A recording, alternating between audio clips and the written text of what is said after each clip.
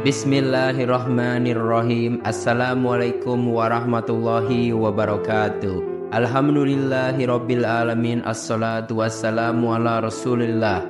Segala puji kehadirat Allah Subhanahu wa taala, Tuhan semesta alam serta pencipta langit dan bumi. Dan juga sholawat untuk Nabi besar Muhammad sallallahu alaihi wasallam sebagai bentuk cinta dan penghormatan kita kepada beliau. Sebelum kita lanjut, di sini kita akan review dulu untuk episode sebelumnya yang udah kita bahas atau part pertama. Jadi di video pertama itu kita membahas tentang kelahiran Rasulullah serta perawatan dan disusuinya sejak bayi. Terus juga dilanjutkan dengan kematian ibunya, terus kematian kakeknya, dan yang terakhir itu kemarin Rasul itu dirawat oleh pamannya atau Abu Thalib. Nah, di video kali ini kita akan langsung aja lanjut. Di sini ada poin ketujuh, yaitu meminta hujan dengan wajah beliau. Jadi Ibnu Asakir meriwayatkan kisah yang menakjubkan tentang Abu Thalib. Saat Mekah dilanda kekeringan yang parah, orang-orang Quraisy berbondong-bondong meminta agar turun hujan. Abu Thalib didampingi oleh seorang anak kecil yang wajahnya berseri layaknya matahari yang berselimut awan. Itu maksudnya Nabi Muhammad. Keluar bersama dengan beberapa anak kecil lainnya. Abu Thalib memegang anak kecil tersebut, menempelkannya pada dinding Ka'bah dan jemarinya memegang erat. Langit yang tadinya cerah mendadak berubah menjadi mendung. Awan-awan bergelombang dari segala penjuru dan hujan pun turun dengan sangat lebat. Lembah-lembah yang kering pun tergenang air dan ladang-ladang kembali subur. Dalam syairnya, Abu Thalib mengabadikan momen itu, menyebut anak kecil tersebut sebagai pemberi pertolongan dan perlindungan bagi wanita janda. Selanjutnya, ketika Rasul berusia 12 tahun, Abu Thalib mengajaknya dalam perjalanan dagang ke kota Syam, yang saat itu berada di bawah kekuasaan bangsa Romawi. Di sebuah daerah bernama Busra di negeri Syam, mereka bertemu dengan seorang rahib yang bernama Buhaira atau mungkin juga Jurjis. Rahib tersebut yang sebelumnya tidak pernah mendekati rombongan Abu Thalib, mendekatinya setelah melihat Rasulullah.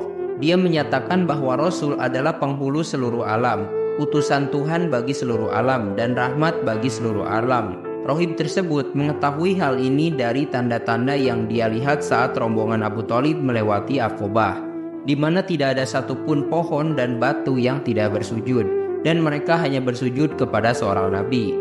Rahib Buhaira juga mengetahui tentang cincin kenabian yang terletak di bawah tulang rawan bahu Rasulullah yang menyerupai buah apel.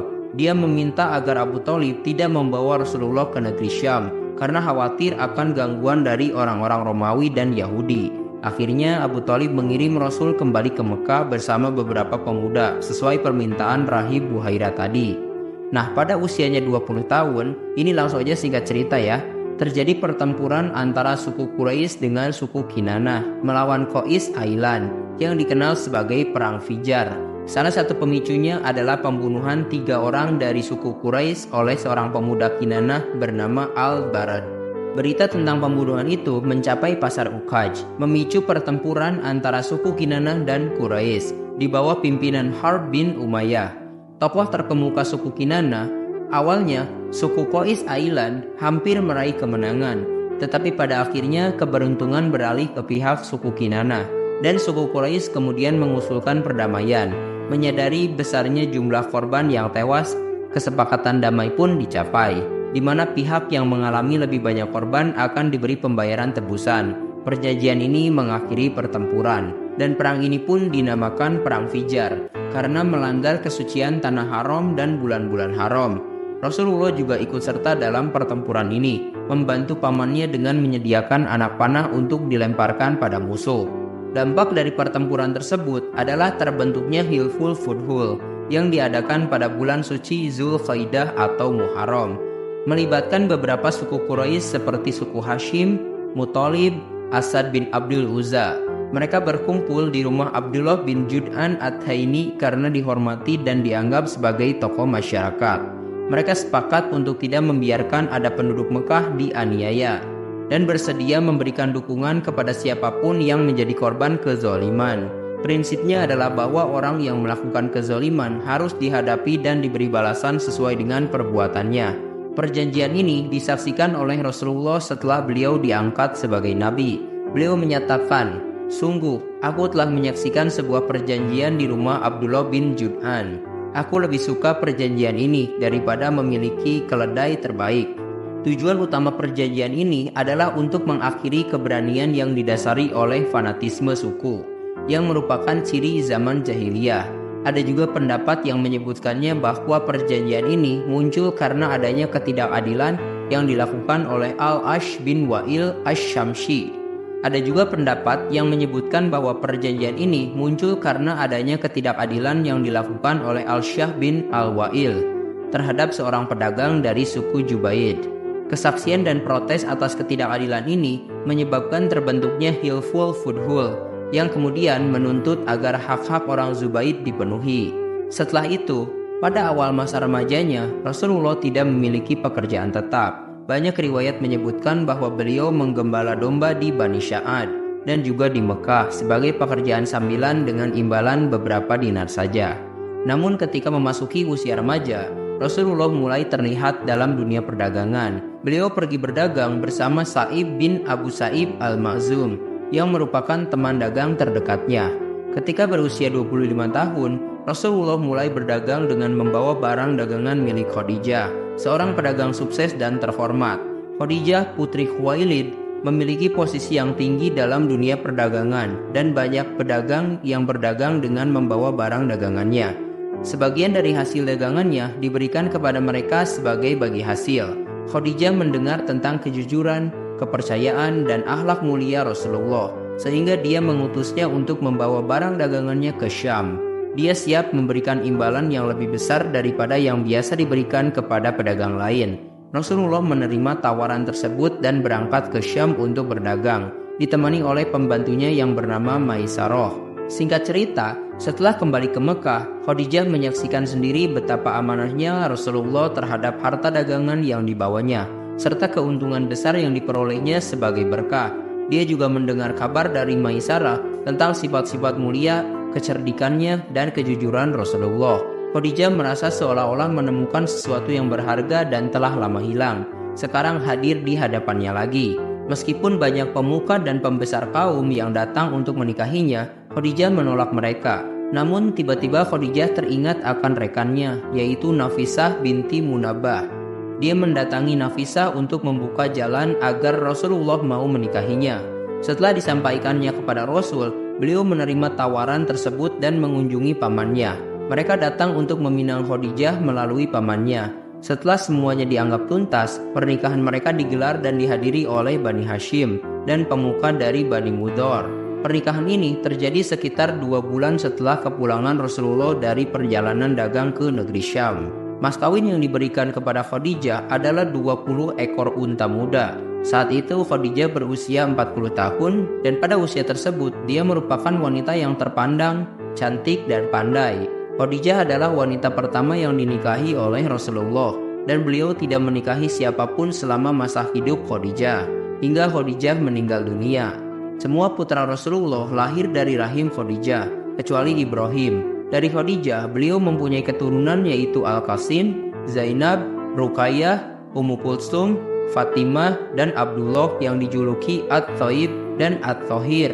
Namun kedua putranya meninggal dunia saat masih kecil. Dari putri-putrinya, semua meninggal dunia saat Rasulullah masih hidup, kecuali Fatimah yang meninggal dunia 6 bulan sebelum wafatnya Rasulullah. Singkat cerita lagi, ketika Rasulullah berusia 35 tahun, orang-orang Quraisy memutuskan untuk merenovasi bangunan Ka'bah. Bangunan Ka'bah sudah dalam kondisi yang memprihatinkan, tingginya sekitar 9 hasta sejak zaman Nabi Ismail dan tanpa atap di atasnya, dan dindingnya telah terpecah-pecah. 5 tahun sebelum kenabian, Mekah dilanda banjir yang mencapai Baitul Haram, memungkinkan Ka'bah runtuh kapan saja. Orang-orang Quraisy ragu untuk merenovasi atau membiarkan bangunan tersebut. Mereka akhirnya sepakat untuk menggunakan bahan bangunan yang berasal dari yang baik-baik. Al-Walid bin Mughirah al-Makhzumi mengambil inisiatif untuk memulai penghancuran Ka'bah tersebut dengan mengucapkan doa agar tidak ada yang buruk terjadi. Setelah melihat bahwa tidak terjadi apa-apa pada Al-Walid, orang-orang Quraisy ikut merobohkan bangunan tersebut sampai rukun Ibrahim untuk membangunnya kembali. Setiap kabilah memiliki giliran untuk membangunnya dengan mengumpulkan batu-batu terbaik. Pembangunan dipimpin oleh seorang arsitek Romawi bernama Bakhum. Namun mereka berselisih paham mengenai tempat meletakkannya Hajar Aswad. Perselisihan itu hampir berujung pada pertumpahan darah, hingga mereka sepakat menyerahkan keputusan kepada orang pertama yang masuk ke dalam Ka'bah. Orang tersebut adalah Rasulullah Shallallahu Alaihi Wasallam. Dan Rasul menyelesaikan perselisihan itu dengan bijaksana, meletakkan Hajar Aswad di tengah-tengah selendang dan meminta para pemuka setiap kabilah untuk menjadi wakil bagi kabilahnya. Keputusannya diterima oleh semua kabilah. Namun orang-orang Quraisy kehabisan dana untuk menyelesaikan pembangunan, sehingga bagian utara Ka'bah disebut Hijr dan Hathim dibiarkan tidak terbangun. Ka'bah kemudian menjelma menjadi bangunan segi empat, tingginya sekitar 15 meter dengan panjang sisi 10 kali 10 meter, dan Hajar Aswad diletakkan dengan ketinggian 1,5 meter dari permukaan pelatar untuk thawaf. Namun orang-orang Quraisy meninggalkan pagar yang semula direncanakan untuk dibangun di sekeliling luar Ka'bah. Rasulullah dalam perkembangannya menghimpun berbagai keistimewaan dan kelebihan dari berbagai lapisan masyarakat. Beliau unggul dalam kecerdasan berpikir dan memiliki pandangan yang tajam. Keseriusannya dalam mencapai tujuan serta kecenderungannya untuk menyendiri untuk mengamati menjadikan beliau sosok yang dihormati. Rasulullah memiliki kebencian terhadap khurafat dan penyembah berhala sejak awal pertumbuhannya. Beliau tidak suka meminum khamr, memakan sembelihan atas nama berhala, atau menghadiri upacara penyembahan berhala. Beliau memiliki ketetapan moral yang kokoh dan membatasi dirinya dari perbuatan buruk. Ketika direnovasi, Rasulullah mengangkat batu bernama Abbas untuk Ka'bah. Meskipun Abbas menyarankan agar jubahnya diangkat untuk melindungi kakinya, Rasulullah menolak. Kejadian tersebut mengilustrasikan ketegasan dan kesetiaan Rasulullah terhadap prinsip-prinsip moral. Dalam akhlaknya, Rasul menonjolkan di kalangan kaumnya. Beliau terhormat, lemah lembut, jujur, terjaga jiwanya, dan amanah dalam memegang kepercayaan. Gelar Al-Amin yang diberikan padanya menunjukkan kepercayaan dan penghargaan atas sifat-sifatnya yang mulia. Rasulullah Shallallahu Alaihi Wasallam adalah teladan yang utama dalam kepribadiannya, dengan kemurahan hati, kepedulian terhadap orang miskin, penerimaan tamu, dan bantuan kepada siapapun yang dalam kebenaran. Alhamdulillahirabbil alamin. Assalatu wassalamu ala rasulillah. Mungkin untuk video kali ini sekian dulu. Silahkan dukung teman-teman untuk channel ini dengan klik tombol like, subscribe channel ini, dan bagikan kepada teman-teman kalian. Semoga dengan membagikan itu bisa menjadi amal jariah untuk teman-teman sendiri. Mohon maaf bila ada kesalahan. Wabillahi taufik wal hidayah. Wassalamualaikum warahmatullahi wabarakatuh.